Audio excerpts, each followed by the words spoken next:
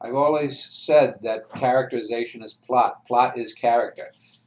No one, ultimately, no one cares about cardboard cutouts.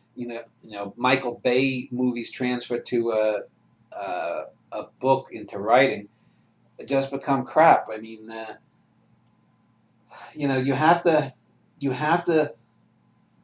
you can have things that are seemingly plot driven, but if you layer them correctly, you can see that it's in the purpose of the character.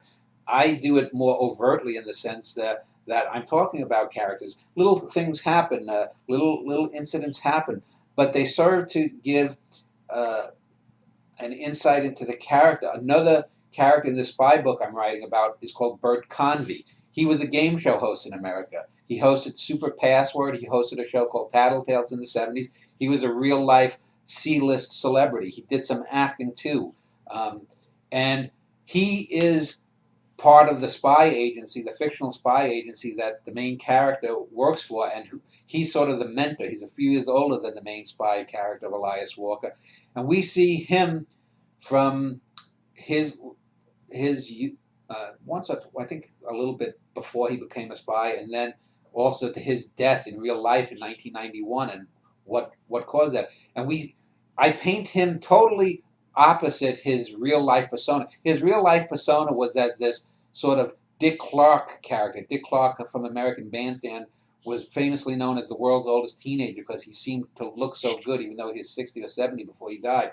Bert Convy, too, looked years younger than he really was. He died when he was 57 or 58. But he was this handsome guy with jet black hair, hosted these game shows. Housewives loved him in the 60s, 70s, 80s. But he was a C-list celebrity who was constantly making goofy jokes, whatnot. But I use him as a psychopathic killer in the book. He's one of these guys who's like William Calley, who did the My Lai massacre in the Vietnam War. If he goes in and he has to do something, the people in the intelligence agency are scared shit that he's going to massacre villages and whatnot. And I have one good scene during the Indonesian revolution, where communists tried to take over Indonesia, where I have the character.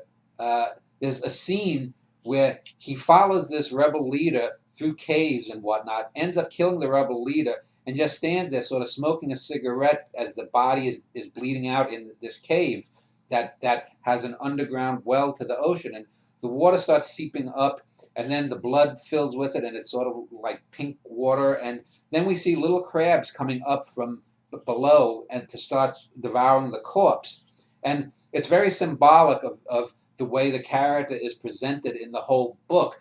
And moments like that give a far... The character is shown as very superficial and vain, which Bert Convy presumably was in real life from what I've read. He never could pass a mirror without adjusting his hair. Although in my version of Bert Convy, he's wearing a toupee. And he's sensitive about his looks and whatnot.